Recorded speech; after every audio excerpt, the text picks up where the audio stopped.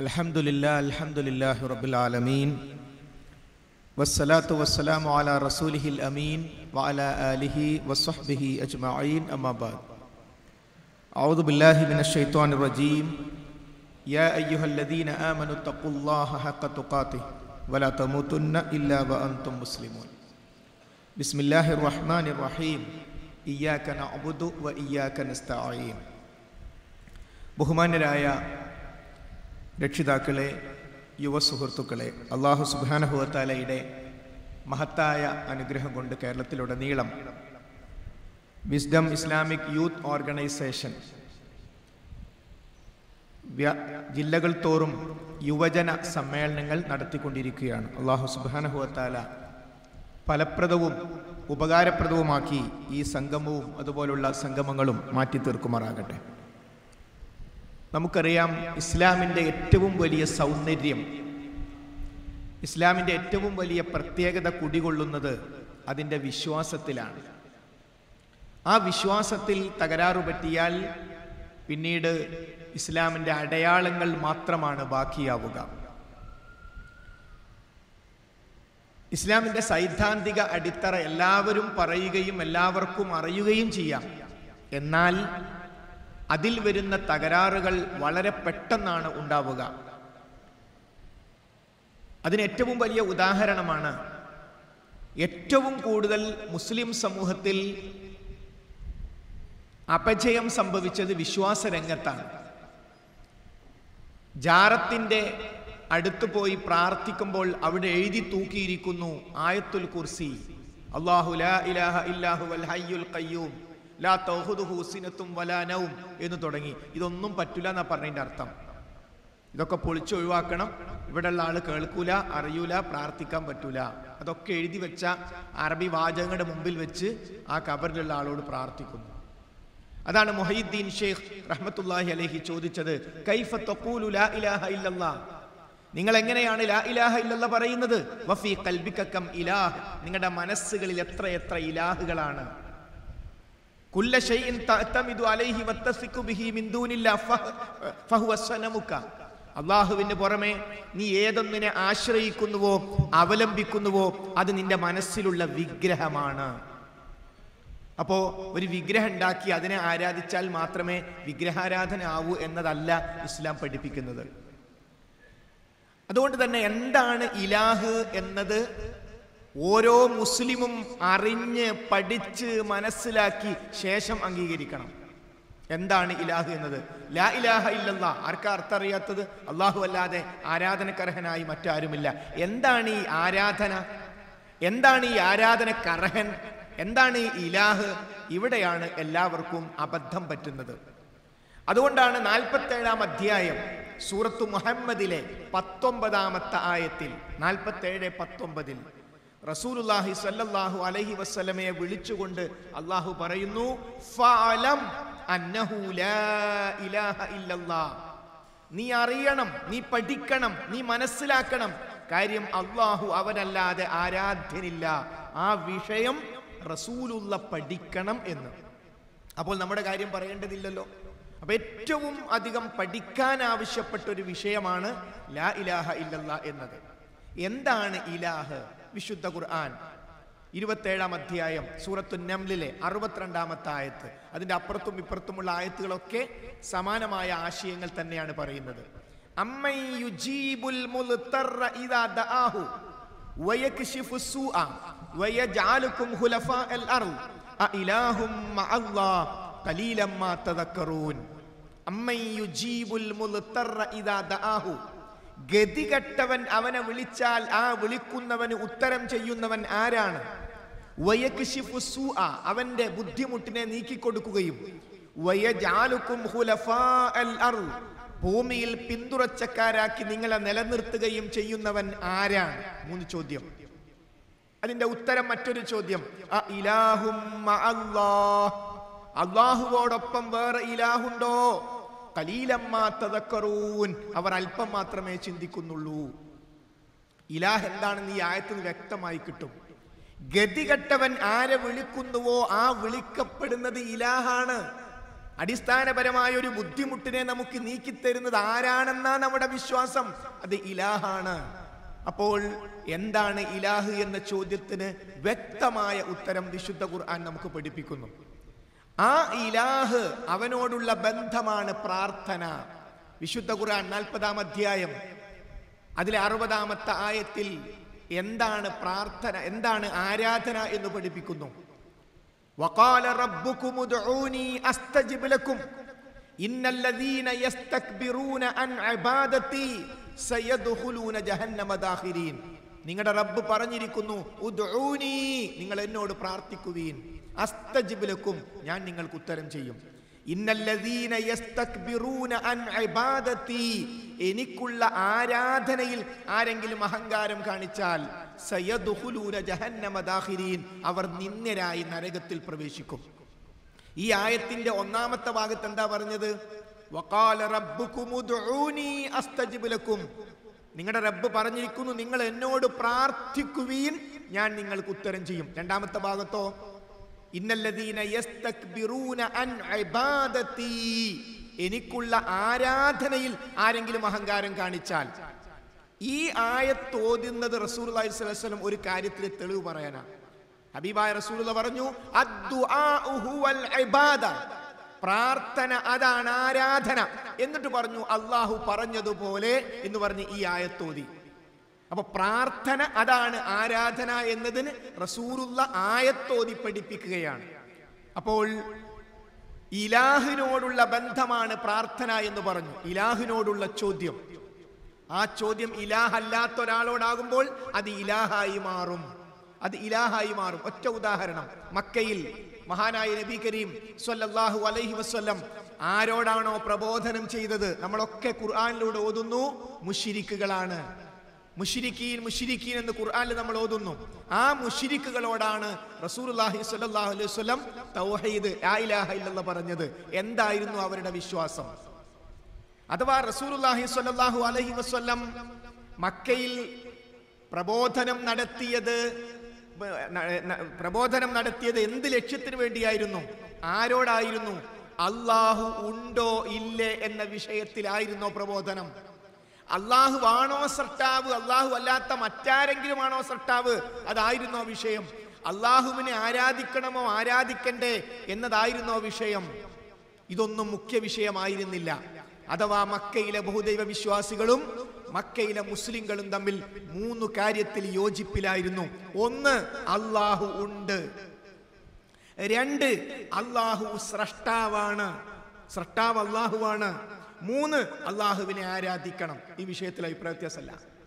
അല്ലാഹു ഉണ്ട്, അല്ലാഹുവാണ് സ്രഷ്ടാവ്, അല്ലാഹുവിനെ ആരാധിക്കണം. തെളിവ് വിശുദ്ധ ഖുർആൻ 29-ാം അധ്യായം 61-ാമത്തെ ആയത്ത്. വലഇൻ സഅൽതഹും മൻ ഖലഖസ് സമാവാതി വൽ അർദ് വസഖറ അശ്-ശംസ വൽ ഖമർ ലയഖൂലുന്നല്ലാഹ്. ആരാണ് ആകാശഭൂമികളെ സൃഷ്ടിച്ചത്, ആരാണ് സൂര്യചന്ദ്രന്മാരെ ശരിപ്പെടുത്തിയതെന്ന് മുഹമ്മദ് നബിയെ നീ അവരോട് ചോദിച്ചാൽ അവർ പറയും, തീർച്ചയായും അല്ലാഹു ആകുന്നു. അപ്പൊ അതിൽ അഭിപ്രായ വ്യത്യാസമല്ല. 2, അല്ലാഹുവിനെ അവർ ആരാധിച്ചിരുന്നു. വിശുദ്ധ ഖുർആൻ 29-ാം അധ്യായത്തിലെ 65-ാമത്തെ ആയത്ത്. ഫഇദാ റകിബൂ ഫിൽ ഫുൽക്, കപ്പലിൽ അവർ യാത്ര ചെയ്യുകയാണെങ്കിൽ അവർ അല്ലാഹുവിനെ വിളിക്കും. അത് വെറുതെ വിളിച്ചതാകും അല്ല, മുഖ്ലിസീന ലഹുദ്ദീൻ, ഇഖ്ലാസോടുകൂടി കീവണക്കം പടച്ചോന് സമർപ്പിച്ചുകൊണ്ട് പടച്ചോനേന്ന് അവർ വിളിക്കും. ഫലമ്മാ നജ്ജാഹും ഇലൽ ബർരി, കരയിലേക്ക് അവർ രക്ഷപ്പെട്ടാൽ ഇദാഹും യുശ്രികൂൻ, അവർ അല്ലാഹുവിൽ പങ്കു ചേർക്കും. അപ്പോ അല്ല പറയുന്നു, മക്കയിലെ മുശ്രിക്ക് ഇഖ്ലാസോടുകൂടി പടച്ചോനെ ഇബാദത്ത് എടുത്തിരുന്നു. അപ്പൊ പ്രവാചകന്മാർ വന്നത് മുഖ്യമായും പടച്ചോൻ ഉണ്ടെന്ന് പറയാനല്ല, പടച്ചോനാണ് സൃഷ്ടാവെന്ന് പറയാനല്ല, പടച്ചവനെ ആരാധിക്കണമെന്ന് പറയാനുമല്ല. പിന്നെ എന്തിനാ വന്നത്? ഇയ്യാക നഅ്ബുദു വ ഇയ്യാക നസ്തഈൻ, പടച്ചവനെ മാത്രമേ ആരാധിക്കാൻ പാടുള്ളൂ, അവനോട് മാത്രമേ സഹായം തേടാൻ പാടുള്ളൂ. ഇതിനാണ് പ്രവാചകന്മാർ വന്നത്. ഇത് പ്രവാചകന്മാർ ജനങ്ങളോട് പറഞ്ഞപ്പോൾ, ഹബീബായ റസൂലുള്ളാഹി സ്വല്ലല്ലാഹു അലൈഹി വസല്ലം ജനങ്ങളോട് പറഞ്ഞപ്പോൾ മക്കയിലെ മുശ്രിക്കുകളുടെ മറുപടി എന്തായിരുന്നു? 3 കാര്യത്തിൽ ആ മറുപടി നമുക്ക് ചുരുക്കാം. 1, ഞങ്ങളുടെ പിതാക്കൾ അങ്ങനെ ചെയ്തു. വഇദാ ഖില ലഹും ഇത്തബിഉ മാ അൻസലല്ലാഹ്, ഖാലൂ ബൽ നത്തബിഉ മാ വജദ്നാ അലൈഹി ആബാഅനാ, അല്ലാഹു ഇറക്കിയതിനെ നിങ്ങൾ പിൻപറ്റുവീൻ എന്ന് അവരോട് പറഞ്ഞാൽ അവർ പറയും ബൽ നത്തബിഉ മാ വജദ്നാ അലൈഹി ആബാ, ഞങ്ങളുടെ വാപ്പാർ എന്ത് ചെയ്തോ അതേ ഞങ്ങൾ ചെയ്യുള്ളൂ. നമ്മൾ അങ്ങാടിയിലേക്ക് ഇറങ്ങി ഈ തൗഹീദ് പറഞ്ഞാൽ നമുക്ക് കിട്ടുന്ന മറുപടിയും ഇത് തന്നെ. രണ്ടാമത്തെ മറുപടി 39-ാം അധ്യായം സൂറത്തു സുമർ 3-ാമത്തെ ആയത്തിൽ കാണാം. അലാ ലില്ലാഹി ദീനുൽ ഖാലിസ് വല്ലദീന ഇത്തഖദൂ മിൻ ദൂനിഹി ഔലിയാഅ മാ നഅബുദുഹും ഇല്ലാ ലിയുഖർരിബൂനാ ഇലല്ലാഹി സുൽഫാ, ഞങ്ങൾ അവരെ ആരാധിക്കുന്നില്ല ഞങ്ങളെ അല്ലാഹുവിന്റെ അടുത്തേക്ക് അടുപ്പിക്കാൻ വേണ്ടി മാത്രമല്ലാതെ. നമ്മുടെ നാട്ടുകാരും അതേ മറുപടി പറയും.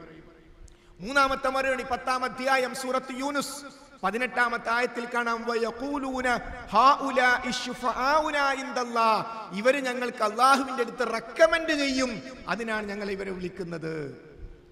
ഈ 3 പ്രധാനപ്പെട്ട ന്യായങ്ങൾ ഇതിനെ മുഴുവനും തകർത്തുകൊണ്ട് വിശുദ്ധ ഖുർആനിൽ ഒട്ടേറെ ആയത്തുകളിൽ, അതിൽ ഒന്ന് 50-ാം അധ്യായം സൂറത്ത് ഖാഫ് 61-ാമത്തെ ആയത്ത്. അവിടെ കാണാം വലഖദ് ഖലഖനൽ ഇൻസാൻ വനഅലമു മാ തുവസ്വിസു ബിഹി നഫ്സുഹു വനഹ്നു അഖ്റബു ഇലൈഹി മിൻ ഹബ്ലിൽ വരീദ്, തീർച്ചയായും നാമാണ് മനുഷ്യനെ സൃഷ്ടിച്ചത്. വനഅലമു മാ തുവസ്വിസു ബിഹി നഫ്സുഹു, മനുഷ്യ മനസ്സിലുള്ള വിചാരങ്ങൾ മന്ത്രങ്ങൾ നാം അറിയും. വനഹ്നു അഖ്റബു ഇലൈഹി മിൻ ഹബ്ലിൽ വരീദ്, മനുഷ്യന്റെ ജീവനാഡിയേക്കാൾ നാം അവളോട് അടുത്തിരിക്കുന്നു. അപ്പോൾ സൃഷ്ടിച്ചവൻ അവനെ പരിചയപ്പെടുത്തേണ്ട കാര്യമുണ്ടോ? മനസ്സിലുള്ളത് അറിയുന്നവനോട് റെക്കമെൻഡ് ആവശ്യമുണ്ടോ? ജീവനാഡിയേക്കാൾ അള്ളാഹുവിന്റെ അറിവും കഴിവും നമ്മോട് അടുത്തിരിക്കുന്നു. അല്ലാതെ ഓരോരുത്തരെയും ജീവനാടിന്റെ അടുത്ത് അള്ളാഹ് വന്ന് നിൽക്കുക എന്നല്ല. അള്ളാഹുവിന്റെ അറിവും കഴിവും നമ്മുടെ ജീവനാഡിയേക്കാൾ അടുത്തിരിക്കുന്നു. ജീവനാഡിയേക്കാൾ അടുത്തവനോട് അടുപ്പിക്കേണ്ടതുണ്ടോ? അപ്പോ നമ്മൾ ഇന്ന് സമൂഹത്തിലിറങ്ങി ലാ ഇലാഹ ഇല്ലല്ലാഹ് പറയുമ്പോൾ സംതൃപ്തിയോടുകൂടി നമുക്ക് സമാധാനിക്കാം. പടച്ചോനെ, അള്ളാന്റെ റസൂൽ ഇത് മക്കയിലെ ജനങ്ങളോട് പറഞ്ഞപ്പോ അവര് പറഞ്ഞ മറുപടി തന്നെയാണല്ലോ എന്റെ നാട്ടുകാരും എന്റെ കുടുംബക്കാരും ചില സ്ഥലത്ത് എന്റെ വീട്ടുകാരും എന്നോട് പറയുന്നത് എന്ന്. അള്ളാനെ യഥാവിധി മനസ്സിലാക്കാത്തോണ്ടാ ഈ ന്യായങ്ങളൊക്കെ അവർ പറയേണ്ടി വന്നത്. അള്ളാഹു അൽ വദൂദാണ്, ഏറ്റവും കൂടുതൽ നമ്മെ സ്നേഹിക്കുന്നവനാണ് റബ്ബ്. ആ റബ്ബിനെ ഒരു വ്യക്തിക്ക് കൃത്യമായി പഠിപ്പിച്ചു കൊടുത്താൽ റബ്ബും പടപ്പും തമ്മിലുള്ള ബന്ധം ശക്തമാകും. അതാണ് സൃഷ്ടിയെ സ്രഷ്ടാവുമായി ബന്ധപ്പെടുത്തുക. സൃഷ്ടിയെ സ്രഷ്ടാവുമായി ബന്ധപ്പെടുത്തുക. അതിൻ്റെ ഇടക്ക് മതിൽക്കെട്ടുകൾ ആവശ്യമില്ല. എന്നാൽ ഏറ്റവും കൂടുതൽ അഭിപ്രായ വ്യത്യാസങ്ങൾക്ക് വിധേയമാകുന്ന വിഷയവും ഇത് തന്നെ. മുജാഹിദ് പ്രസ്ഥാനത്തിൽ പോലും ഇത് അഭിപ്രായ വ്യത്യാസം ഉണ്ടാകുന്നുണ്ടെങ്കിൽ അതിന്റെ അർത്ഥം എന്താ? ഫഅലം അന്നഹു ലാ ഇലാഹ ഇല്ലല്ലാഹ്, നീ പഠിക്കണമെന്ന ലോകത്തുള്ള ഏറ്റവും വലിയ മഹാനായ പ്രവാചകനോട് അല്ലാഹ് പറയാ, നീ പഠിക്കണം, നീ മനസ്സിലാക്കണം. കാര്യം അല്ലാഹു അവനല്ലാതെ ആരാധ്യനില്ല. അത് പഠിച്ചിടത്തും മനസ്സിലാക്കിയിടത്തുമുള്ള പ്രശ്നമാണ് നമുക്കിടയിൽ പോലും ഇത്തരത്തിലുള്ള അഭിപ്രായ വ്യത്യാസങ്ങൾ വരാൻ കാരണം. ചില പദങ്ങൾ നമുക്കറിയാം. അഭൗതികം, കാര്യകാരണ ബന്ധം, അദൃശ്യം, ഇങ്ങനെ കുറെ പദങ്ങൾ നമ്മുടെ ഇന്ന് സമൂഹത്തിൽ തത്തിക്കളിക്കുന്ന പദങ്ങളാണ്. ലാ ഇലാഹ ഇല്ലല്ലാഹുമായി ബന്ധപ്പെട്ട് ഈ പദങ്ങളെ കുറിച്ച് പറയുമ്പോൾ സാങ്കേതികമായി നാം മനസ്സിലാക്കേണ്ടത് കാര്യകാരണ ബന്ധത്തിനതീതമായി ഉപകാരമോ ഉപദ്രവമോ ചെയ്യാൻ റബ്ബ് സുബ്ഹാനഹു വ തആലക്ക് മാത്രമേ സാധിക്കുകയുള്ളൂ. നമുക്കിവിടെ സൃഷ്ടികൾക്കിവിടെ ഒരു കാര്യം ചെയ്യണമെങ്കിൽ കാര്യവും വേണം, കാരണവും വേണം. ഒരു കുട്ടി ഉണ്ടാകണം, അതിനെന്ത് വേണം? ഒരാണും പെണ്ണും തമ്മിൽ വിവാഹിതരാകണം, അല്ലെങ്കിൽ അവിഹിത ബന്ധം വേണം. അത് ഹലാലും ഹറാമും അവിടെ ഉണ്ട്. പക്ഷേ ഒരു സ്ത്രീയും ഒരു പുരുഷനും യോജിക്കുന്നിടത്ത് മാത്രമേ ഒരു കുട്ടി ഉണ്ടാവുകയുള്ളൂ. അതാണ് കാര്യകാരണ ബന്ധം. എന്നാൽ ഒരാണോ പെണ്ണോ വിവാഹിതരാകാതെ കുട്ടി ഉണ്ടാകുമോ? കഴിയുമോ? കഴിയും. ആർക്ക് കഴിയും? പടച്ചോന് കഴിയും, വേറെ ആർക്കും കഴിയില്ല.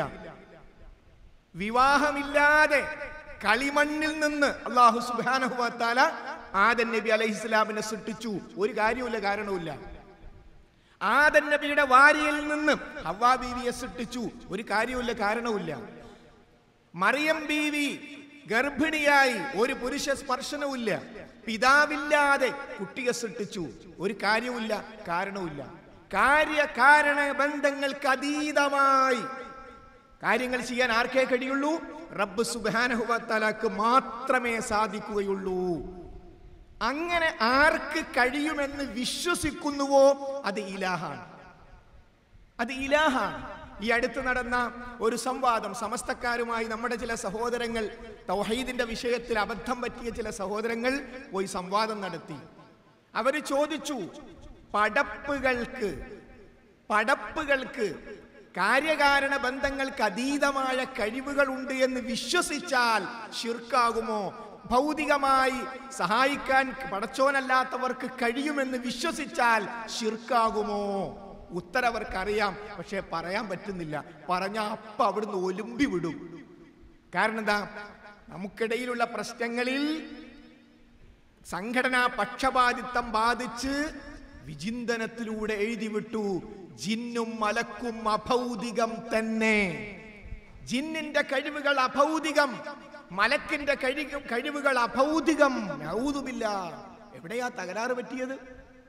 ജിന്ന് റബ്ബ് സുബ്ഹാനഹു വ തആല നിശ്ചയിച്ച വ്യവസ്ഥ അനുസരിച്ച് മാത്രമേ ജിന്നിന് പ്രവർത്തിക്കാൻ കഴിയൂ. അള്ളാഹു നിശ്ചയിച്ച വ്യവസ്ഥ അനുസരിച്ച് മാത്രമേ മലക്കിന് പ്രവർത്തിക്കാൻ കഴിയുള്ളൂ. മലക്കുകൾ ബദറിൽ ഇറങ്ങി, വിശുദ്ധ ഖുർആൻ വ്യക്തമായി പറഞ്ഞു. ഹദീസിൽ കുറച്ചുകൂടി വിശദമായി വന്നു. അപ്പോൾ മലക്ക് ബദറിൽ ഇറങ്ങി സത്യവിശ്വാസികളെ സഹായിച്ചു. അപ്പോ മുജാഹിദ് പ്രസ്ഥാനത്തിന്റെ വലയത്തിനുള്ളിലുള്ള ഒരു പണ്ഡിതന് അത് ഉൾക്കൊള്ളാൻ പറ്റുന്നില്ല. മലക്ക് നമുക്ക് കാണാൻ പറ്റുന്നില്ലല്ലോ. കാണാൻ പറ്റാത്ത മലക്ക് സഹായിക്കേ, അത് അഭൗതികമായ സഹായല്ലേ? അപ്പൊ മൂപ്പര് പറഞ്ഞു, അത് ആലങ്കാരിക പ്രയോഗമാണ്, അങ്ങനെ സഹായിക്കുന്നില്ല. അങ്ങനെ വിശ്വസിച്ചാൽ തന്നെ ശിർക്കായി പോയി. അപ്പൊ ആൾക്കാർ പറഞ്ഞു, മൗലവി കുറെ ഹദീസ് ഉണ്ടല്ലോ ബദറിൽ മലക്ക് ഇറങ്ങിയതിനെ പറ്റി, അതൊക്കെ ലൈഫാണ്. അപ്പൊ എന്തായി? തൗഹീദ് തെറ്റിപ്പോയി. മൂപ്പർക്ക് കാണാൻ കഴിയാത്തൊക്കെ അഭൗതികമായി പോയി. കാണാൻ കഴിയാത്തൊന്നും അഭൗതികമല്ല, പടച്ചോന്റെ സൃഷ്ടിയാണ് മലക്ക്. ആ മലക്കിന് അള്ളാഹ് നിശ്ചയിച്ച വ്യവസ്ഥ ഉണ്ട്. ആ വ്യവസ്ഥക്കുള്ളിൽ മലക്ക് പ്രവർത്തിക്കുന്നു. ആ പ്രവർത്തിക്ക് നമ്മൾ വിശ്വസിക്കുന്നു. എന്താ പ്രശ്നം? ഒരു പ്രശ്നവും ഇല്ല. അത് തന്നെയാണ് ജിന്നിന്റെ ഈ വിഷയം. ജിന്നിന് അള്ളാഹ് നിശ്ചയിച്ച വ്യവസ്ഥയുണ്ട്. ആ വ്യവസ്ഥ അനുസരിച്ച്, ഒറ്റ ഉദാഹരണം, ഒരു ആൾ പ്രസംഗിക്കുകയാണ്. റസൂൽ ഒരു സ്ഥലത്ത് ഇങ്ങനെ നിൽക്കുന്നു. ഒരു സ്ഥലത്ത് റസൂലുള്ള കുറേ അപ്പുറത്തൊരു കിണറില് മുടി, ചീർപ്പ്, ഈത്തപ്പനന്റെ കൊലൊക്കെ കൊണ്ടിട്ട്, എന്നിട്ട് അയാളെ പ്രസംഗിച്ച വാചകാണ്, ഇവിടെ നബിക്ക് പ്രാന്തായി, ഔദുബില്ല, നബിക്ക് സിഹർ വലിച്ചു എന്നുള്ളതിന് മൂപ്പര് കളിയാക്കി പറഞ്ഞതാ. ആരെയാ കളിയാക്കിയെന്ന് അദ്ദേഹം ആലോചിച്ചില്ല. അപ്പൊ ഇവിടെ നമ്മുടെ പ്രശ്നം അതല്ല. ഒരു കിണറിൽ മുടി, ചീർപ്പ്, ഈത്തപ്പനയുടെ കുല കൊണ്ട് ഇടുന്നു. ഒരു ബന്ധവും നമ്മുടെ കണ്ണുകൊണ്ട് കാണാനില്ലാത്ത കുറേ ദൂരെ റസൂലുള്ളാഹി സ്വല്ലല്ലാഹു അലൈഹി വസല്ലം ഉണ്ട്. റസൂലുള്ളാഹിക്ക് അസ്വസ്ഥത അനുഭവപ്പെട്ടു, അഥവാ സിഹർ ഫലിച്ചു. ആരാ പറഞ്ഞത്? രണ്ട് മലക്കുകൾ തമ്മിലുള്ള സംസാരം. ആരാ ആ സംസാരത്തെ പറഞ്ഞത്? റസൂലുള്ളാഹി സ്വല്ലല്ലാഹു അലൈഹി വസല്ലം. ആരാ റിപ്പോർട്ട് ചെയ്തത്? സ്വഹാബികള്. ആരാ നമ്മളിലേക്ക് എത്തിച്ചത്? ബുഖാരി, മുസ്ലിം പോലെയുള്ള ഗ്രന്ഥങ്ങൾ. അപ്പൊ ഇവിടെ അദ്ദേഹം ചോദിക്കുന്നു, ഇത് തമ്മിലുള്ള കാര്യകാരണം എന്താണ്? ഈ മുടിയും ചീർപ്പും പനയുടെ കുലയും ഇപ്പുറത്തുള്ള റസൂലും തമ്മിലുള്ള കാര്യകാരണം എന്താണ്? മൂപ്പർക്ക് മനസ്സിലാവുന്നില്ല. അവിടെയാണ് വിശുദ്ധ ഖുർആൻ വ്യക്തമായ മറുപടി പറഞ്ഞു. 2:102 പിശാചു മനുഷ്യരെ സിഹർ പഠിപ്പിച്ചു. പിശാചു മനുഷ്യരെ സിഹർ പഠിപ്പിച്ചു. ഇവിടെ ഈ സിഹറിന്റെ പിന്നിലുള്ള കാര്യകാരണം എന്താ? പിശാച്. വ്യക്തം, ക്ലിയർ, ഒരു കൺഫ്യൂഷനും ഇല്ല. സിഹർ വലിക്കും. സിഹറിന്റെ കാര്യകാരണം എന്താ? പിശാച്. കഴിഞ്ഞു. വളരെ ക്ലിയർ. നമ്മൾ എത്ര ക്ലിയറാ നമ്മുടെ ആദർശം, വളരെ ക്ലിയർ അല്ലേ? അതുകൊണ്ട് ആ ഒരൊറ്റ ഹദീസും തള്ളേണ്ട കാര്യം നമുക്ക് ആർക്കുമില്ല. എല്ലാം നമുക്ക് അംഗീകരിക്കാം. എന്താ കാര്യം? അവിടെ അഭൗതികതയുടെ വിഷയമേ ഇല്ല. ജിന്നിന്റെയും മലക്കിന്റെയും കഴിവുകൾ അഭൗതികമല്ല. അഭൗതികമായ കഴിവുകൾ അള്ളാഹുവിന് മാത്രം, വേറൊരു സൃഷ്ടിക്കും ഇല്ല. മൂവാറ്റുപുഴ സംവാദത്തിൽ നമ്മുടെ ഇപ്പോൾ അപ്പുറത്തേക്കുന്ന ഒരു സഹോദരനോട് മുസ്ലിയാർ ചോദിച്ചു, അല്ല നിങ്ങളിപ്പോ സിഹർ വലിക്കൂന്നല്ലേ പറയുന്നത്? അതെ, സിഹർ വലിക്കുന്നതാണ്. സിഹറിന്റെ പിന്നിൽ പിശാചല്ലേ? ആ പിശാചാണ്. അപ്പൊ പിശാചിന് അഭൗതികമായ കഴിവുണ്ടെങ്കിലല്ലേ പിന്നെ ഇത് നടക്കുള്ളൂ. നിങ്ങൾ ജിന്നും പിശാചും ഒക്കെ അഭൗതികാന്ന് പറയുകയും ചെയ്യുന്നു. അപ്പൊ മൂപ്പര് കുടുങ്ങി. അപ്പൊ മൂപ്പര് പറഞ്ഞ മറുപടി എന്താ അറിയോ? പിശാച് അഭൗതികമായി ഉപദ്രവിക്കുമെന്ന് വിശ്വസിച്ചാൽ ശിർക്കാവൂല, വിളിച്ചു പ്രാർത്ഥിച്ചാലേ ശിർക്കാവുള്ളൂ എന്ന് പറഞ്ഞാൽ. ഇനി വേറെ ഭാഷ പറഞ്ഞാല് മൊഹീദ്ദീൻ ഷേഖ് അഭൗതികമായി കാര്യകാരണ ബന്ധങ്ങൾക്ക് അതീതമായി നമ്മെ സഹായിക്കുന്ന വിശ്വസിച്ചാൽ എന്താവൂല? ശിർക്കാവൂല. മൊഹീദ്ദീൻ ഷേഖെ രക്ഷിക്കണേന്ന് വിളിച്ചാലേ ശിർക്കാവൂ. ശരിയാണോ? അല്ല. വിശ്വാസമാണ് ശിർക്ക്. കാര്യകാരണ ബന്ധങ്ങൾക്ക് അതീതമായി ജിന്ന് നമ്മളെ സഹായിക്കുന്ന വിശ്വസിച്ച ശിർക്കായി. കാര്യകാരണ ബന്ധങ്ങൾക്ക് അതീതമായി മഹാന്മാര് നമ്മളെ സഹായിക്കുന്ന വിശ്വസിച്ച ശിർക്കായി. വിളിച്ചു പ്രാർത്ഥിച്ചാൽ ഏതായാലും ശിർക്കായി. അപ്പൊ ശിർക്കായ ഒരു കാര്യം ശിർക്കല്ല എന്ന് പറയേണ്ടി വന്നു. ഇനി വേറൊരു വശവും കൂടി. അപ്പൊ അടുത്തൊരു ബോർഡ് ഉണ്ട്, അമ്മ കോഴിക്കോട്ട്. പോസ്റ്റർ അടിച്ചാലേ മനുഷ്യന്മാർക്ക് തിരിയുള്ളൂ. അമ്മ കോഴിക്കോട്ട് റെയിൽവേ സ്റ്റേഷൻ ഒന്നുകിൽ അങ്ങോട്ട് പോകുമ്പോൾ അല്ലെങ്കിൽ ഇങ്ങോട്ട് വരുമ്പോൾ ഒരാൾ അമ്മനെ കണ്ട് അമ്മനോട് പോയിട്ട് അമ്മ ഭക്തം പറയാണ്, അമ്മേ ഒരു കുട്ടിയെ വേണം, 14 കൊല്ലായി കല്യാണം കഴിഞ്ഞിട്ട്. ശിർക്കാവോ? അതെ, ശിർക്കാകും. ആള് ജീവിച്ചിരിക്കുന്ന ആളല്ലേ? ആണ്. അമ്മ കാണുന്നില്ലേ നമ്മളെ? ഉണ്ട്. കേൾക്കുന്നില്ലേ? അറിയുന്നില്ലേ? ഒക്കെയുണ്ട്. ഞാൻ ഈ ഉദാഹരണം പറയാൻ, ചില ആൾക്കാരെ വിചാരം മരിച്ചോലോട് തേടിയാലേ ശിർക്കാവുന്ന. ശിർക്കിന്റെ മാനദണ്ഡത്തിൽ മരിക്കലും ജീവിച്ചിരിക്കലും നല്ല പ്രശ്നം. കാര്യകാരണ ബന്ധങ്ങൾക്ക് അതീതമായ കാര്യം മരിച്ചോലോട് ചോദിച്ചാലും ജീവിച്ചിരിക്കുന്നവരോട് ചോദിച്ചാലും ജിന്നിനോട് ചോദിച്ചാലും മലക്കിനോട് ചോദിച്ചാലും സൂര്യനോട് ചോദിച്ചാലും കല്ലിനോട് ചോദിച്ചാലും ഒക്കെ ശിർക്കാ. അപ്പൊ അമ്മനോട് ചോദിച്ചെന്താ? കാര്യകാരണ ബന്ധങ്ങൾക്ക് അതീതമായ വിഷയമാണ് ചോദിച്ചത്. ഒരു കുട്ടിയെ തരണം. അമ്മ എങ്ങനെ കുട്ടീനെ കൊടുക്കുക? നിങ്ങൾ പോയി കല്യാണം കഴിക്കുന്നല്ല അമ്മ പറയുന്നത്. കുട്ടിയെ തരണം അമ്മ നോക്കാമെന്ന അർത്ഥത്തിലാണ് പറയുന്നത്. അപ്പൊ അത് പ്രാർത്ഥനയാണ്. അപ്പോൾ ജീവിച്ചിരിക്കുക മരിക്കുക എന്നതല്ല ശിർക്കിന്റെ മാനദണ്ഡം. ഇത് വളരെ വ്യക്തമാണ്. ഇത് മനസ്സിലാക്കിയിട്ടില്ലെങ്കിൽ മഹാ അബദ്ധങ്ങൾ പറ്റും. അതുകൊണ്ടാണ് സ്വഹീഹായ ഹദീസ് ഏതാ സ്വഹീഹായ ഹദീസുകളിൽ ഉദാഹരണം 1, ഹജറുൽ അസ്വദിനെ ചുംബിച്ചാൽ ആ ഹജറുൽ അസ്വദ് നാളെ നമുക്ക് വേണ്ടി പടച്ചവന്റെ അടുത്ത് ശുപാർശ ചെയ്യും. ശബാബിൽ എഴുതി വെച്ചു, അത് ശിർക്കാണ്. അങ്ങനെ ഹജറുൽ അസ്വദിനെ ചുംബിച്ചാൽ ശുപാർശ ചെയ്യുമെന്ന് വിശ്വസിച്ച ശിർക്കാണ്. കാരണം എന്താ? ഹജറുൽ അസ്വദിൽ എങ്ങനെയാ പ്രത്യേകത വരുന്നത്? അവിടെയാണ് ഉമറുൽ ഖത്താബ് റളിയല്ലാഹു അൻഹു പറഞ്ഞ വാചകം, കല്ലേ നീ വെറും ഒരു കല്ലാണ്, ഒരു ഉപകാരവും ചെയ്യാൻ നിനക്ക് സാധ്യമല്ല. അള്ളാന്റെ റസൂല് നിന്നെ ചുംബിക്കുന്നതായി ഞാൻ കണ്ടിട്ടില്ലായിരുന്നുവെങ്കിൽ ഞാൻ നിന്നെ ചുംബിക്കുമായിരുന്നില്ല. അപ്പൊ ചുംബിച്ച് എന്തുകൊണ്ടാ? അള്ളാഹ് പ്രത്യേക കൽപ്പിച്ചുകൊണ്ട്. ബസ് കഴിഞ്ഞു. അത് അംഗീകരിക്കാൻ പറ്റാത്ത എന്തുകൊണ്ടാ? അഭൗതികം, അദൃശ്യം, കാര്യകാരണ ബന്ധങ്ങൾക്ക് അതീതം ഈ വിഷയം യഥാവിധി മനസ്സിലാവാത്തത് കൊണ്ട്. അതുകൊണ്ട് ഇപ്പോൾ സമൂഹത്തിൽ ലാ ഇലാഹ ഇല്ലല്ലാഹ് എന്ന കലിമത്തു തൗഹീദുമായി ബന്ധപ്പെട്ട ഒരു പുസ്തകവും, പ്രമാണബദ്ധമായി ഇറങ്ങിയ ഒരു പുസ്തകവും പിൻവലിക്കേണ്ടതില്ലെന്ന് പറയാൻ നമുക്ക് മാത്രമേ കഴിയൂ. ബാക്കി എല്ലാവരും കുടുങ്ങിയിട്ടുണ്ട്. എല്ലാവരും കുടുങ്ങി. കാരണം അവർ അനാവശ്യമായി ശിർക്ക് ആരോപിച്ചപ്പോൾ അതിൻ്റെ പ്രതിഫലനം ഇപ്പോൾ അവർ നേരിട്ട് അനുഭവിച്ചു കൊണ്ടിരിക്കുകയാണ്. നമുക്കാകട്ടെ മുഹമ്മദ് അമാനി മൗലവി പ്രമാണബദ്ധമായി പരിഭാഷ എഴുതിയ ഒരു കാര്യവും നമുക്ക് തിരുത്തേണ്ടി വന്നിട്ടില്ല. അതുകൊണ്ട് ഈ വിഷയം നമ്മൾ അറിയണം, പഠിക്കണം, മറ്റുള്ളവർക്ക് പറഞ്ഞു കൊടുക്കണം. ലാ ഇലാഹ ഇല്ലല്ലാഹ് എന്ന വിഷയം നമ്മൾ അറിയുകയും പഠിക്കുകയും കൂടുതൽ മനസ്സിലാക്കുകയും പ്രചരിപ്പിക്കുകയും വേണം. ഇതിന്റെ മറ്റൊരു വശം ഹബീബായ റസൂലുള്ളാഹി സ്വല്ലല്ലാഹു അലൈഹി വസല്ലമയുടെ അടുത്ത് ഒരു സ്ത്രീയെ കൊണ്ടുവന്നു. ആ സ്ത്രീ ഒരു അടിമയാണ്.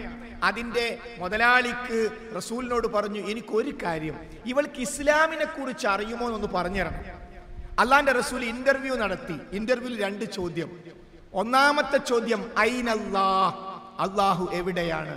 ഒന്നാമത്തെ ചോദ്യം ഐനല്ലാഹ്, അള്ളാഹു എവിടെയാണ്? സഹോദരങ്ങളെ, നമ്മളൊരു മുസ്ലിം മഹല്ലിൽ വെള്ളിയാഴ്ച ജുമഅ കഴിഞ്ഞ ആൾക്കാർ ഇങ്ങോട്ട് ഇറങ്ങുന്ന ആ ജനക്കൂട്ടത്തോട് അള്ളാഹു എവിടെയാന്ന് ചോദിച്ചാൽ ഞാൻ പറയുന്നു, അതിൽ 90% അപ്പുറം ആളുകൾ പറയും അള്ളാഹു എല്ലാ സ്ഥലത്തുമുണ്ട്.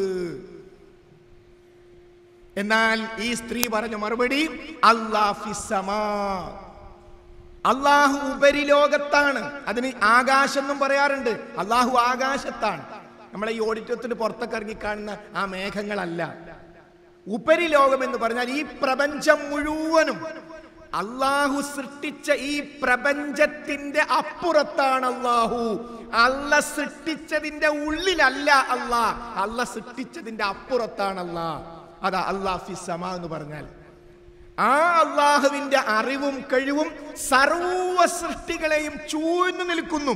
ഇപ്പോൾ ഞാനും നിങ്ങളും എന്ത് ചിന്തിക്കുന്നു പടച്ചോനറിയാം.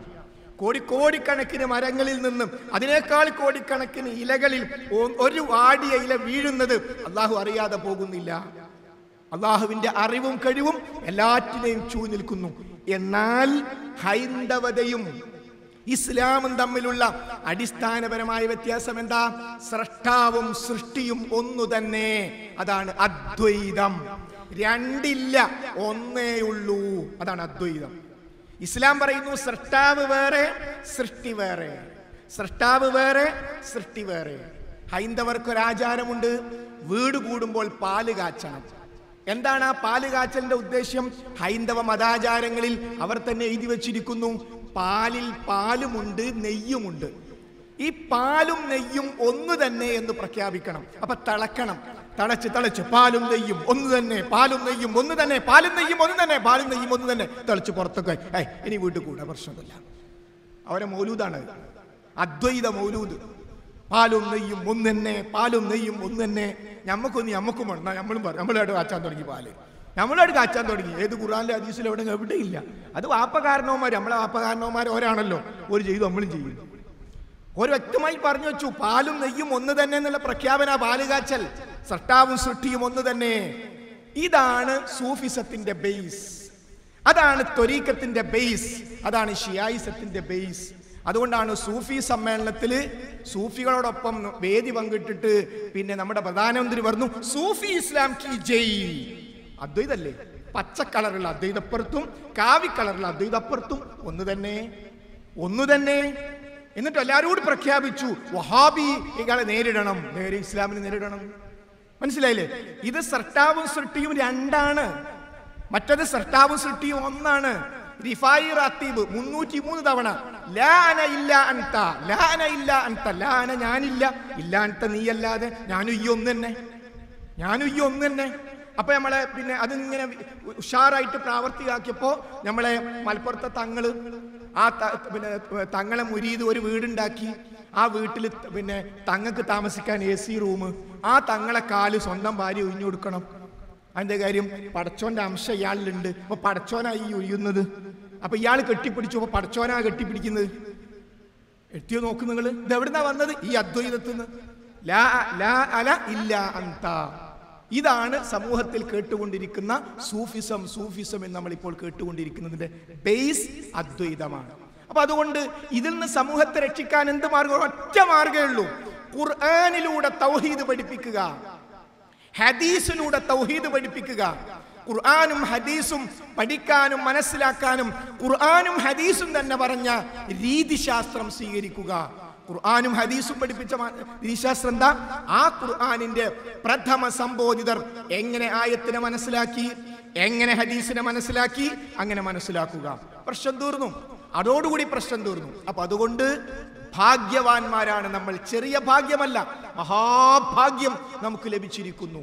ഒരാളുടെ മുമ്പിലും ചൂളിപ്പോകാതെ ഉറച്ചു നിൽക്കാൻ നമുക്ക് കഴിയും. എന്തേ കാര്യം? ലാ ഇലാഹ ഇല്ലല്ലാഹ് എന്ന കലിമത്തു തൗഹീദിന് ഖുർആനും ഹദീസും പഠിപ്പിച്ച ആ ആദർശത്തിൽ ഉറച്ചു നിൽക്കാൻ നമുക്ക് സാധിക്കുന്നു. അതുകൊണ്ട് ഒരു സ്ഥലത്തും നമ്മൾ പാളിപ്പോകുന്നില്ല. അള്ളാഹു നമ്മെ അനുഗ്രഹിക്കുമാറാകട്ടെ. സഹോദരങ്ങളെ, ഒരു തെരഞ്ഞെടുപ്പ് നമ്മുടെ മുമ്പിലുണ്ട്. അത് കഴിഞ്ഞ് നമ്മുടെ ഗോദയിലേക്ക് നാം ഇറങ്ങണം. നമ്മളൊരു വലിയ പ്രഖ്യാപനം നടത്തിയിട്ടുണ്ട്. തൗഹീദിലേക്ക്, സുന്നത്തിലേക്ക് എന്ന ആശയം സമൂഹ മധ്യേ വ്യാപകമായി പഠിപ്പിക്കുക. അതുകൊണ്ട് എല്ലാ പ്രശ്നങ്ങൾക്കുമുള്ള പരിഹാരം നാം ലാ ഇലാഹ ഇല്ലല്ലാഹ് എന്ന കലിമത്തു തൗഹീദ് പഠിപ്പിക്കുക, അത് ജനങ്ങളിലേക്ക് പ്രബോധനം നടത്തുക എന്നതാണ് സർവ്വ വിഷയങ്ങൾക്കുമുള്ള അടിസ്ഥാനപരമായ പരിഹാരം. അതിൽ തകരാറ് പറ്റിയാൽ, ലാ ഇലാഹ ഇല്ലല്ലാഹിൽ തകരാറ് പറ്റിയാൽ പിന്നീട് ഒരു അമലും അല്ലാഹു സുബ്ഹാനഹു വ തആല സ്വീകരിക്കുകയില്ല. 39:65 പറയുന്നു, ലയിൻ അശ്റക്ത ലയഹബതന്ന അമലുക്. മുഹമ്മദ് നബിയെ, നീ തന്നെ ശിർക്ക് ചെയ്താലും നിന്റെ അമലുകൾ ബാത്തിലായി പോകും. വലതകൂനന്ന മിനൽ ഖാസിരീൻ, നീ നഷ്ടക്കാരുടെ കൂട്ടത്തിൽ, നരകക്കാരുടെ കൂട്ടത്തിൽ പെട്ടുപോകും. റസൂലിനോട് പറയാം. മുഫസ്സിരീങ്ങൾ പറയുന്നു, എന്തിനാണ് മുഹമ്മദ് നബിയെ വിളിച്ചുകൊണ്ട് നീ തന്നെ ശിർക്ക് ചെയ്താലും നിന്റെ അമലുകൾ ബാത്തിലായി പോകുമെന്ന് പറഞ്ഞത്? അത് മുഹമ്മദുൻ റസൂലുള്ളയുടെ ഉമ്മത്തിനെ പേടിപ്പിക്കാനാണ്. റസൂലുള്ള തന്നെ ശിർക്ക് ചെയ്താൽ അമല് ബാത്തിലായി പോകുമെങ്കിൽ നമ്മുടെയൊക്കെ കാര്യം. 5-ാം അധ്യായത്തിൽ 72-ാമത്തെ ആയത്തിൽ പറയുന്നു, ഇന്നഹു മൻ യുശ്രിക് ബില്ലാഹ് ഫഖദ് ഹറമല്ലാഹു അലൈഹിൽ ജന്ന. ആരെങ്കിലും അല്ലാഹുവിൽ പങ്കു ചേർത്താൽ ആ വ്യക്തിക്ക് അല്ലാഹു സ്വർഗം ഹറാമാക്കിയിരിക്കുന്നു. അത്രയും ഗുരുതരമായ തെറ്റാണ്. അതുകൊണ്ട് നാം ആ വിഷയം പഠിക്കുക. നമ്മുടെ കുടുംബത്തിനും അയൽപ്പക്കത്തിനും നാട്ടുകാർക്കും ഈ വിഷയം നമ്മൾ പഠിപ്പിച്ചു കൊടുക്കണം. ഏതാനും പുസ്തകങ്ങളുടെ പേരുകൾ ഞാൻ പറയാം. 1 തൗഹീദ്, ഇസ്ലാമിന്റെ അടിത്തറ തൗഹീദ്, കുഞ്ഞീദ് മദനി എഴുതിയ പുസ്തകമാണ്. ഇസ്ലാമിന്റെ ജീവൻ, കുഞ്ഞീദ് മദനി എഴുതിയ പുസ്തകമാണ്. അത്തവസ്സുൽ, KP മുഹമ്മദ് മൗലവി എഴുതിയ പുസ്തകമാണ്. അൽ ഇസ്തിഗാസ, KP മുഹമ്മദ് മൗലവി എഴുതിയ പുസ്തകമാണ്. ഈ 4 പുസ്തകങ്ങൾ തൽക്കാലം ഇത് വായിക്കാത്ത ആരെങ്കിലും നമ്മുടെ കൂട്ടത്തിലുണ്ടെങ്കിൽ വായിക്കണം. എന്താ കാര്യം? നമുക്ക് സ്വർഗത്തിൽ പോകാനുള്ള താക്കോലാണ് ലാ ഇലാഹ ഇല്ലല്ലാഹ്. അവിടെ നമുക്ക് അബദ്ധം പറ്റരുത്. ഇത് പഠിച്ചാൽ അപ്പ പറയാൻ പറ്റും നമ്മളും മുജാഹിദ് പ്രസ്ഥാനത്തിലെ മറ്റ് വിഭാഗങ്ങളും തമ്മിലുള്ള അഭിപ്രായ വ്യത്യാസത്തിന്റെ മർമ്മം എന്താണ് അപ്പ പറയാൻ പറ്റും. അതുകൊണ്ട് നമുക്ക് സംഘടനയല്ല വലുത്, സംഘടന ആദർശത്തിന് വേണ്ടിയുള്ളതാണ്. ആദർശമാണ് വലുത്. അതുകൊണ്ടാണ് നമ്മൾ തെളിയിച്ചു സംഘടനാപരമായ തഖ്ലീദ് നമുക്കില്ല. നമ്മൾ തെളിയിച്ചു വ്യക്തിപരമായ തഖ്ലീദും നമുക്കില്ല. നമുക്ക് വലുത് സംഘടനയായിരുന്നുവെങ്കിൽ, സ്ഥാനമാനങ്ങളായിരുന്നുവെങ്കിൽ അവിടെ നിന്നാൽ മതിയായിരുന്നു. ഇന്ന് നേതൃത്വം കൊടുക്കുന്ന എല്ലാവർക്കും അത്യാവശ്യം നല്ല പദവി അവിടെ ഉണ്ടായിരുന്നു. അതല്ല പ്രധാനം, സംഘടനയല്ല, ആദർശമാണ് പ്രധാനം. നമ്മൾ അതുകൊണ്ട് ആ പടച്ചോന്റെ സഹായം കിട്ടിയത് വളരെ സന്തോഷം തോന്നി. 2-3 ആൾക്കാർ സംസാരിച്ചപ്പോൾ ഇന്നൊരു യാത്ര ഒരാൾ പറഞ്ഞു, എൻ്റെ കുടുംബമൊക്കെ ജമാഅത്തെ ഇസ്ലാമി ഫാമിലിയാണ്, പക്ഷെ അവർ കുട്ടികളൊക്കെ പ്രോഫ്കോണിന് വിട്ടിട്ടുണ്ട്. ഇന്ന് നമ്മുടെ റിലീജിയസ് സ്കൂളിൽ പോയി നമ്മളെ ശക്തമായി എതിർക്കുന്ന, പേരൊന്നും പറയുന്നില്ല, ആ വ്യക്തി തന്നെ സ്വന്തം മകളെ നമ്മുടെ ക്യാമ്പിൽ നേരിട്ട് കൊണ്ടാക്കി. ഇപ്പൊ എന്ത് കാര്യം? ഇവിടുന്ന് ദീൻ കിട്ടുള്ളൂ. ആ ജമാഅത്ത് സുഹൃത്ത് പറഞ്ഞു, അവരെല്ലാരും പീസ് റേഡിയോ കേൾക്കാറുണ്ട്. അൽഹംദുലില്ലാഹ്, അള്ളാഹു സ്വീകരിക്കുമാറാകട്ടെ. സഹോദരങ്ങളെ, പടച്ചോൻ നമുക്ക് നൽകിയ സമ്മാനമാണത്. അതുകൊണ്ട് ഇൻ തൻസുറുല്ലാഹ യൻസുറുക്കും, നിങ്ങൾ അള്ളാഹുവിനെ സഹായിച്ചാൽ അള്ളാഹു നിങ്ങളെ സഹായിക്കും. അതുകൊണ്ട് ആ സഹായം നമുക്ക് വ്യക്തിപരമായി വേണം, ഈ കൂട്ടായ്മക്ക് വേണം. അങ്ങനെ തൗഹീദ് എന്ന വിഷയം നന്നായി പഠിച്ച് അത് പ്രബോധനം നടത്തുക വഴി റബ്ബ് സുബ്ഹാനഹു വ തആലയുടെ സഹായം നേടിയെടുക്കുന്ന വിശ്വാസിനികളിൽ അല്ലാഹു സുബ്ഹാനഹു വ തആല നമ്മെ ഓരോരുത്തരെയും ഉൾപ്പെടുത്തുമാറാകട്ടെ. വആഖിറു ദഅ്വാനാ അനിൽ ഹംദുലില്ലാഹി റബ്ബിൽ ആലമീൻ. അസ്സലാമു അലൈക്കും വറഹ്മത്തുള്ളാഹി.